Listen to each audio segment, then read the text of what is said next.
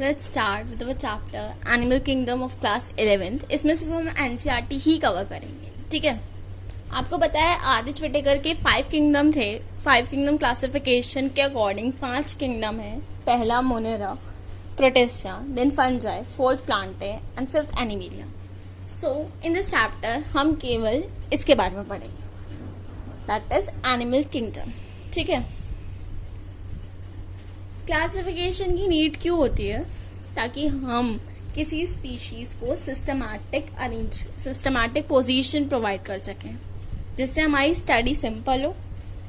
इसलिए हम क्लासिफाई करते हैं, to make our study simple. Why do we classify, Ram? To make our study simple and systematic, ठीक है। सबसे पहले क्लासिफिकेशन का बेसिस क्या है, मतलब हम किस बेसिस पे एनिमल को क्लासिफाई कर रहे हैं।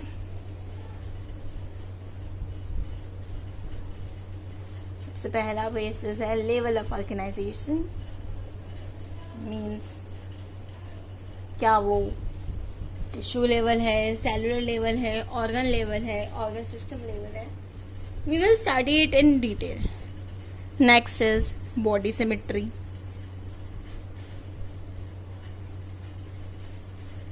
Next is body plan,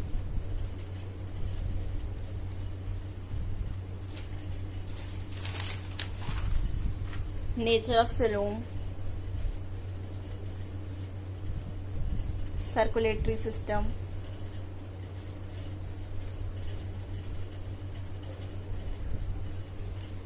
reproductive system,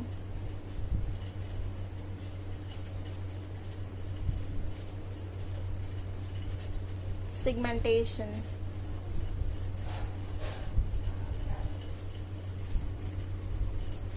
and notochord. Let's start with the very first level of organization. This is the first basis of classification, that is level of organization. According to you, how many levels are there? सबसे पहले होता है cellular level, then tissue level, then organ level, then organ system level.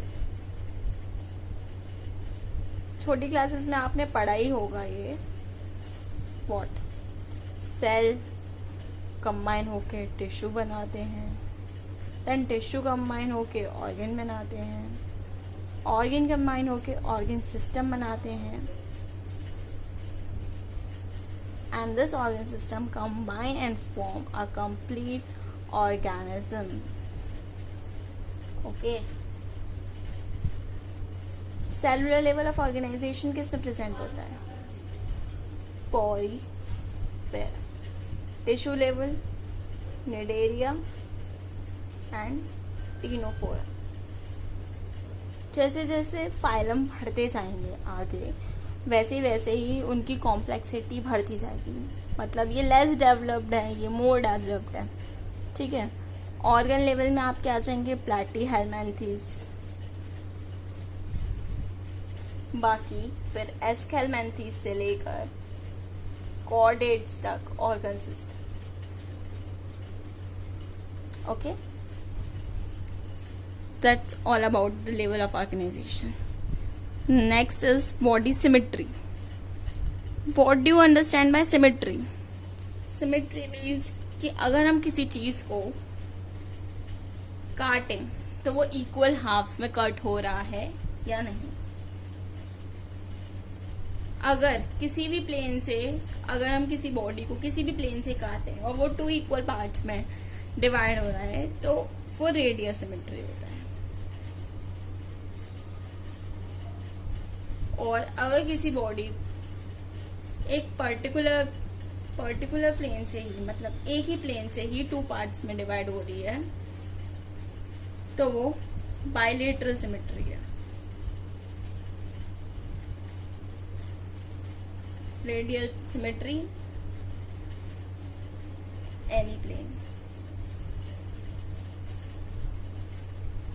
and bilateral, only one plane.